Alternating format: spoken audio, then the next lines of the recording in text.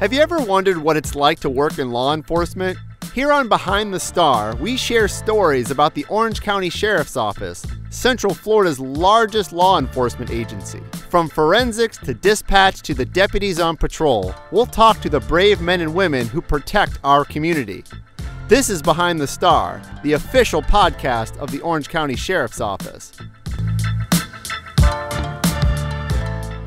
Welcome to Behind the Star, the official podcast of the Orange County Sheriff's Office. My name is Jon Busdeker, your host here at Behind the Star, and I have a special guest here today. His name is Lieutenant Mike Crabb, and we're going to get to him in 1 second, but if you haven't seen the video that was posted on YouTube and Facebook this past week, you should go stop this podcast right this second and go watch it. It's a whole video on our biker and racer detail. I got to tag along with the folks out there, and I got some really great video. And if you see the comments in there, some of them are happy that we're out there. Some people aren't so happy. And so anyway, go check that video out. It's doing fantastic on our social media. If you're not following us, you should be doing that right now. But anyway, I want to get back to Lieutenant Michael Crabb. He's here with me, and we're chatting about racers and bikers and all that stuff. Welcome to Behind the Star. Afternoon, John. Thanks for having me. I called you Mike earlier. You like Michael or Mike? Mike's great. Okay, all right. Well, Mom's the only one that does Michael. Okay, I won't call you Michael anymore. I'll just call you Lieutenant.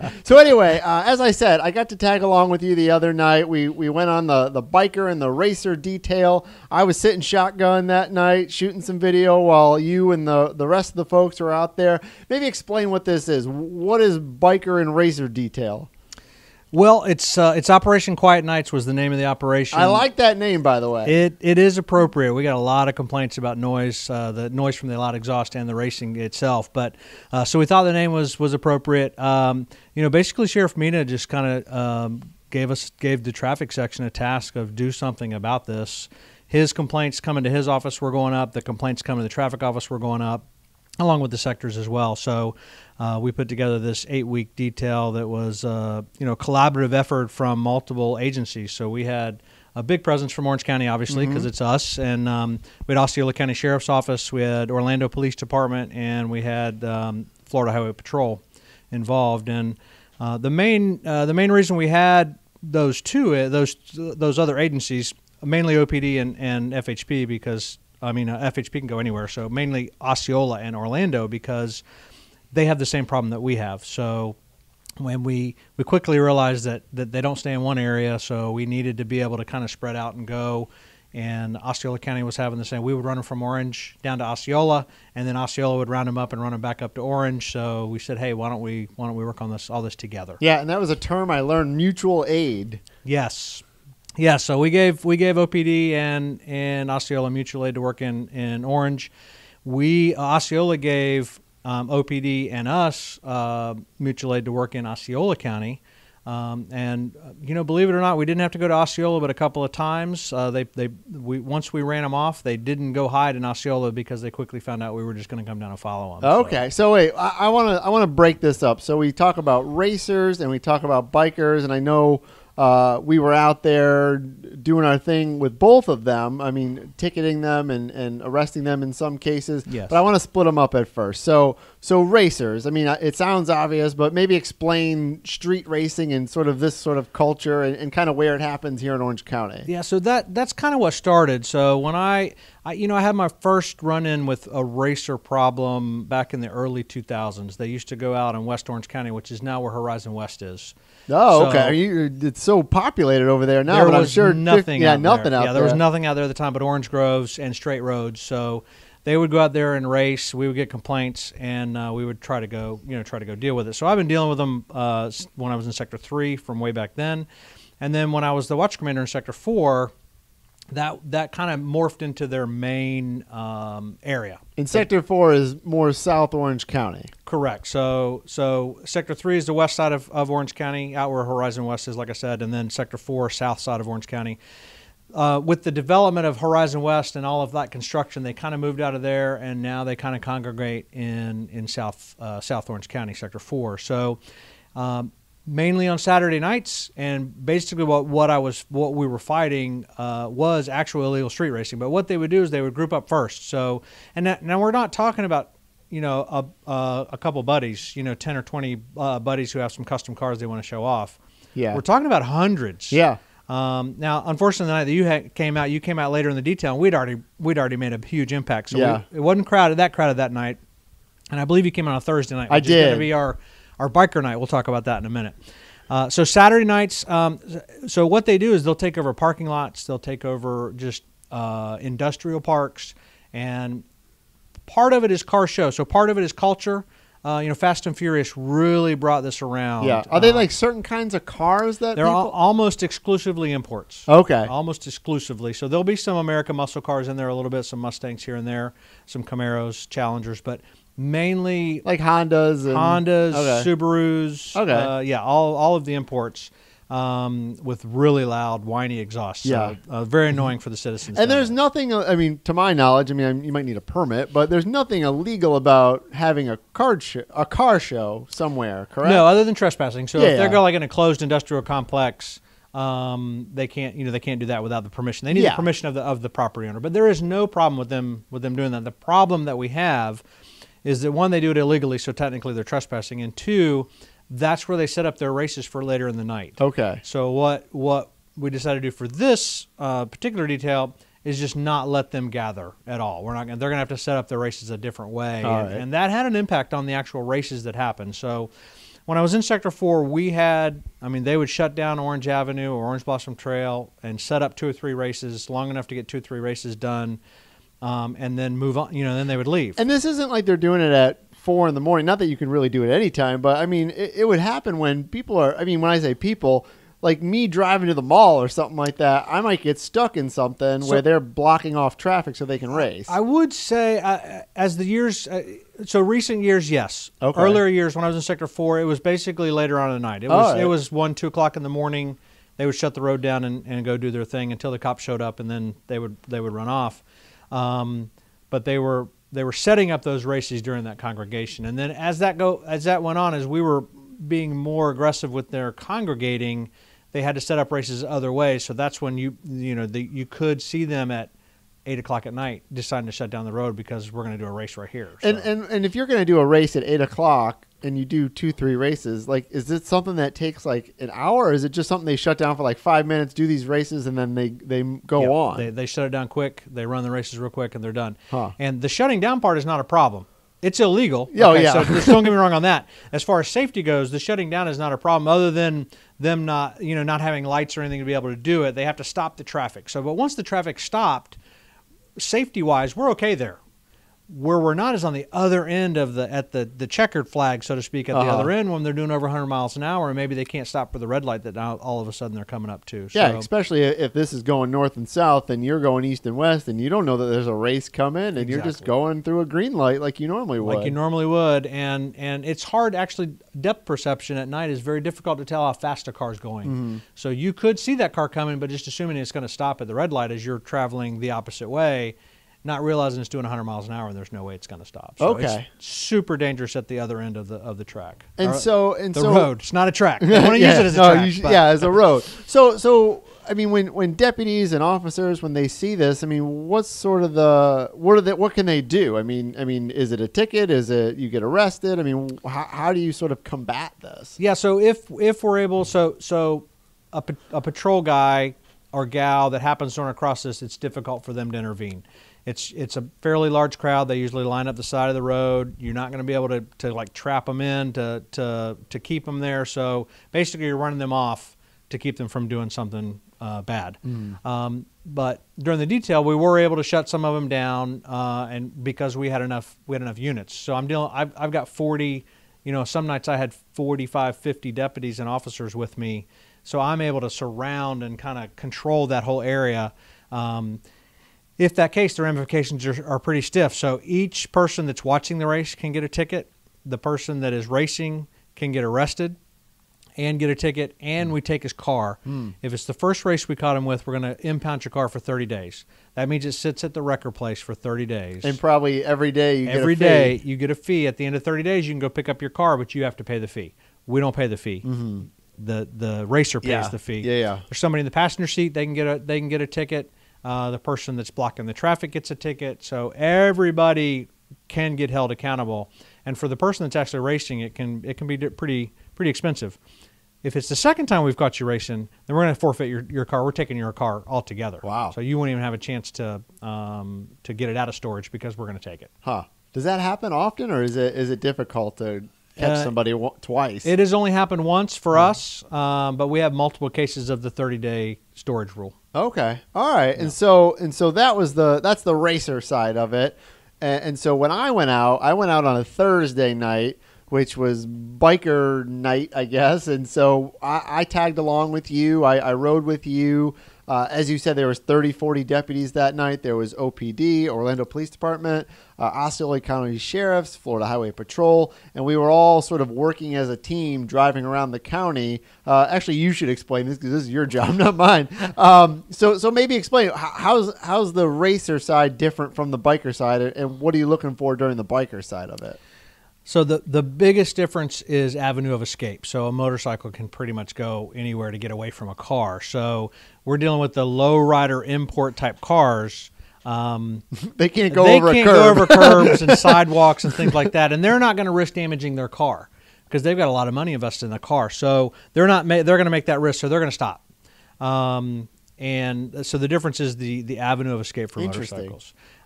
So they can, go up on sidewalks, they can go over curbs, they can go around the car, they can do all these things. So with the number of deputies that we had, what we would do is just identify a group that needed to be stopped, and we would stop them using multiple vehicles. Yeah. It's not just one, turn the lights on. It took a lot of vehicles to get them stopped. So when you say you stop them, what were you looking for? I mean, it wasn't just if you were on a motorcycle, you're not just going to stop somebody because they're on a motorcycle. Absolutely not. You stop them for certain reasons. We've been watching them already for a while. So we've already have probable cause to stop them for doing wheelies, splitting the lanes, their loud exhaust, improper mounting of a tag on a motorcycle. So we've already had somebody watching them for a little while. Yeah, and running red lights too. I saw that. I mean, I saw that with my very own eyes that, groups of bikers they might kind of slow down a little bit at a red light and then look both ways, make sure nobody was coming, and then just go through that red light, whereas everybody else has to wait for the red light. Yeah, exactly. Yeah, no doubt. So we would, so we've already identified in the group who we have probable cause on, and so yeah, like we said, we've been surveilling them for a little while with an unmarked car. Yeah, and then the goal would be when you did finally catch up to them, and not that you couldn't catch them, but I mean, by the time you figured out that it was safe, that it was time to pull them over, you could kind of box them in and either ticket them or arrest them depending on the charge, I guess. Correct. Okay. Yeah. All right. And we wrote a lot of tickets for improper placement of a motorcycle tag, and that's an $1,164 fine. Explain why somebody would put their tag on improperly, because I didn't get this the night we were there, because we did give a lot of those. I didn't give any tickets out. You guys gave a lot of tickets out for that, but I couldn't figure out, well, why not just put it on right so you wouldn't get this ticket. Well, so there's two elements to that one. Okay. It's one or the other. One is a customizer, so he's just got a custom bike. The tag doesn't fit right with his lines, or the mounting position, or his tail light, his custom tail light, something along those lines. And he had really no intent to curtail the law or make sure that we couldn't read the tag. Okay. The other side is complete opposite of that. Okay. They don't want care you to less read what it. It looks like. I don't want you to see my tag. I don't want you to get it. I don't have an e-pass on my motorcycle. If you light me up, turn the lights on and try to pull that person over like a normal traffic stop, I'm just going to run because you have nothing on me. Mm-hmm. So there's the criminal element side and the custom side. Okay. Because unfortunately for this, both of them got tickets. Yeah. I mean, I was with you a few times where we stopped people, and you mentioned on a bike it's easier. I don't want to say it's easier, but people can get away a little bit easier. Right. I mean, because when you block somebody in, there's places they can still kind of go. And I saw that happen, and I was really surprised. I mean, first of all, I work here at the sheriff's office, so I'm not going to break the law. But even just like when I was younger, I would never do that, and I wouldn't even think, because when I get pulled over in my car, you stop. And exactly. But I guess on bikes, some people just don't because they can get away really quick. And one of the questions I would tell friends or family that I went on this biker detail, and the first question I got, and I'm going to have you answer this question, the first question I'd get is, well, why didn't they just go chase them? Yeah, well, first of all, it's against policy. Yes, and I know this is my answer, but I want you to answer. Yeah. I mean, why not so just go first after and them? foremost, it's against policy, and it's the speed and agility of the motorcycle that creates an even more danger. So we would even evaluate that. So even if that person riding the motorcycle did something that met the threshold for a pursuit, we would watch that very closely. Because of the speeds, how quickly they can gain the speeds and the agility of them, it creates some pretty significant danger. So, but that's the main, that they're just too fast. Yeah, and I think the another version of that answer is, I mean, you don't want to chase somebody or pursue somebody for running a stop sign, and then they end up running over a little girl who's walking on the sidewalk, and then they say, well, why did you guys chase this person? Well, he ran a stop sign. So a little girl is now dead because you chased somebody. So there's a lot of reasons why why deputies don't pursue, because there has to be a threshold that they have to hit, and possibly a minor, I don't want to say minor, but a traffic infraction is not always one of them. So, I think from the outside, people say, well, yeah, just go after them and turn your lights on and go 200 miles an hour and give them a ticket. Well, we live in a different, there's a real world. You can't just do that every time. You can't just do that every time. And I think, you talk to the average cop, they would love to do that. I'm sure. You probably, most of them would they want the bad guy to go to jail. So they get it, but it's a risk versus reward, and it just isn't worth, it's just not worth the risk. Yeah. And I worked here, I've been here for a while. So I worked here back in the day when my first pursuit was for no tag light. Oh, okay. So that was back when we could do that. Crashed into 3 cars. Luckily, nobody got injured. But you look back at that, and it's the same thing you said. Like, why are you pursuing that car? Well, the tag light was out. Yeah. So compared to, that's a murder suspect that we have to put in jail. So there's a difference. That's why we've come up with the tactics. I think I even mentioned to you the night you rode. I'm like, as we're buzzing around, and I got my lights and sirens going, I'm like, I'm going code 3 here to try to get to this scene to make this happen. We're not chasing murderers here. Yeah. We're chasing traffic offenders. So we do have that in mind. But it's still a safety issue. Yeah. Which is why we took it so that's why we took such, I don't know, we just made it so important, because it was not only quality of life issue for the residents that have to hear all this junk. It's a safety issue, because if they do flee from us, then they are going fast, and the risk of them, even if I wasn't in pursuit, there's still a risk they could injure somebody else. Yes. So that's why we're just coming up with other tactics to try to, let's follow them longer. Let's wait till they go to the gas station. Let's be patient. And that was a virtue that we really tried hard to keep throughout the whole detail, was patience. And that was something I noticed. We did stop a few people at some lights, and if you go to our Facebook page, you can see all that, or a YouTube page. But there was a group that was at a gas station, and they were probably just getting gas, and I'm sure before then they did a bunch of things that warranted tickets, or eventually 2 of those folks were arrested. And so it does make more sense to me now that you explain it.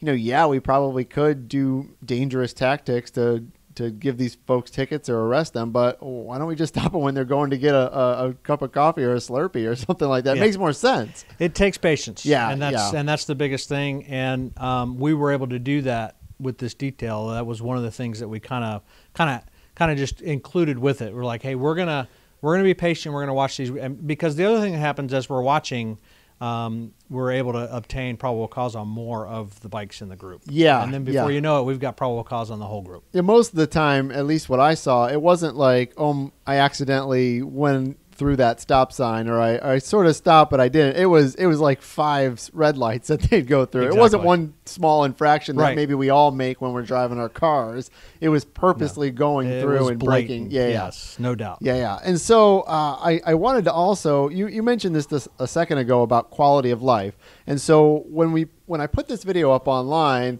I had no idea how people would react to it. And there was, as I said, lots of comments of go get them and go after them because we're tired of this. And then you'd see a few others that were like, don't they have anything better to do? How come they can't go chase murderers? All that stuff. But I think you hit it when you say it's a quality of life, because, if you're somebody that has to live around this all the time and you're hearing screaming motors and motorcycles in huge groups, I mean, it's a pain. It's horrible. And I think I even mentioned it in the original interview that we talked about, that the two things we were focused on was safety, obviously because of speed and things that happened, but it's quality of life. Yeah. And we're fed up with it too. I mean, we're the ones getting the complaints in, and I'm like, we're trying our best here. We're trying our best here, and that was one of the, it was just one of the pillars that we kind of included in the detail that I wanted everybody to understand, that you may not live in South Orange County. Yeah. Talking to the deputies, as I'm talking to these guys in briefing, you may not live down there and have to hear this, but imagine if you did. Oh yeah. Imagine this was every night, and it was awesome because as it went through, we were able to improve some quality of life, a lot of quality of life for those folks down there. And I got a bunch of emails that said, my wife and I actually enjoyed Saturday night on our back porch with a nice dinner. Thank you. That's good. So that's was cool. what you want. That was awesome. Yeah. So I mean, where do you think some of these folks are going then? Some of these bikers and street racers. I mean, do you think they're going to just stop being bikers and street racers, or are they just not going to do it in Orange County? No. So and I hate, and I really wish I had an answer for you to solve the problem. Yeah. Okay. So back in the day, Senator Stewart, then Commissioner Stewart worked with Linda Stewart. Linda Stewart, yep. right? Yeah, worked really hard on getting a racetrack opened in South Orange County. That one person kind of funded himself, and it fixed the problem. Really? It did. Where was that? It really at? did. It was down off. I don't remember where it was. It was in Sector 4. Okay. It was in Sector 4, and it really, the guy didn't charge him. He just said, "Don't race on the street. Just come down here and race." It was sanctioned. It had insurance. Really? I think that's the hard. I mean, I would assume the liability insurance would be the hardest thing. It had to be, yeah. But I mean, I never met the gentleman. My understanding, he was fairly wealthy. He funded it himself. But I think the insurance is what ultimately shut him down. He just couldn't afford to dump the money into it. Yeah. But I will tell you that had an impact. Okay. So that was a problem solver. I don't have that. All right, so I can't go to the Sheriff meeting and say, "Sheriff, I need a couple $1 million for a racetrack that I'm going to run for you." Yeah. So that doesn't work. So with that said, unfortunately, I think we're just dispersing the problem. Oh, okay. And that's not good news for our other counties. I know they're not going to Osceola because they know that we chased them down there. I know that Seminole's had a little bit of an increase, and Volusia has had a little bit of an increase. Yeah. So my apologies to Sheriff Lima and Sheriff Chitwood, but my sheriff told me to fix the problem in my county. So, like I said, I want to take that a little bit farther, John, because the other impact I think we had, some of them just gave up and just said, especially the motorcycles. What we found on the motorcycles was they just got tired of being harassed. So they would still come out and do a little bit and meet up with their friends and do that thing with their friends, and then we were just on top of them so much, they were just like, by 10 o'clock, they were going home. And prior to starting this detail, it was 1, 2, 3 in the morning, sometimes 4 in the morning. We were still chasing groups of motorcycles. So yeah. And once again, I mean, I want to stress, and I hope you do as well, that, there's nothing illegal about riding your motorcycle. Even at 4 in the morning, if you want to ride your motorcycle, Nope. Absolutely fine. It's the style and the noise. If you have certain kinds of motorcycles, that's what you were really going after. It's the noise and the recklessness. Yeah. So, and I got to throw in lawlessness also. It's hard for me to say, but just their blatant disregard for other people's safety, let alone theirs. That's what we're looking for. You want to grab a couple of your buddies and go on a bike ride? By all means, please do it. It's no problem at all for us. Just don't pop wheelies, split lanes, race, run red lights, all those things that we were witnessing that had to stop. And going back to some of the comments that I read, I mean, we got hundreds and hundreds of comments on some of the videos that were up. And another thread that I saw were from people who were motorcycle riders that were saying, thank you for going after these ones that are kind of giving us a bad name, because I just want to go ride my motorcycle and have fun. I don't want to get pulled over because I'm not doing all this stuff. You guys are the ones doing it, and you're giving me a bad name. Exactly. And we had the same thing for racers also. So ran into a car club group that was gathered up, completely legit. He had a leash for the parking lot. He had insurance. He had everything that he needed to have that car meet. And he goes, they're not welcome here. So if those crazy guys show up here or they pull out of here and do burn out when they leave from meeting with us, we don't welcome them back because they don't want them either. How did it work working with the other agencies? Because I know we chatted about this earlier that, this is Orange County Sheriff's. We had a lot of deputies there, but we also work with these other agencies. How did that work out? It worked out the same as our guys, okay? So, and what I mean by that is they sent me workers. So, and then they weren't voluntold. Go play nice with Orange County and do this. They showed up to work, and where I want to kind of piggyback on that are our own deputies. So they were told to come, and they've been working racer details for years and years and years. And when we started having an impact, even the Orange County folks were like, "Okay, yeah, I'm ready. Let's go write some tickets and put these folks in jail." And so just the whole group was 100% motivated. All 8 weeks, they were all motivated. They were all, would we rather, I don't normally work at night. Would I rather have been at home with my family? Sure. But I was even motivated to, I was like, we're making an impact here. And it just really got them motivated. And that included Orlando and Osceola counties. Yeah, and it was interesting kind of watching you all work together because when you do these details and you have these different agencies, you were all on the same radio channels talking to each other. You'd watch the motorcycle riders, they'd go through a light or they'd go down Goldenrod or on Cimarron, and you guys were all around them, and all the deputies were around them, either in marked or generally unmarked cars. And you'd say, all right, now it's time that we're going to give them a ticket. And in half a second, everybody's on top of them ready to stop them. And it was just sort of fascinating to watch because it was like a well-oiled machine. Everybody got out and then you would just light it up with red and blue and you would write tickets or arrest folks. Absolutely. And that all started with the prep work at the briefings. So, and you were at our briefings. As the briefings went on, they became a little bit shorter. But my first probably 4 briefings, they were probably 35 minutes. So we were going over step by step. This is what we're going to do. If we see this is what's going to happen. So there was a lot of talk and communication. So each squad got to talk a little bit. What kind of concerns do you have? We debriefed every night at the end of the night. So hey, what problems did you identify? What did you see?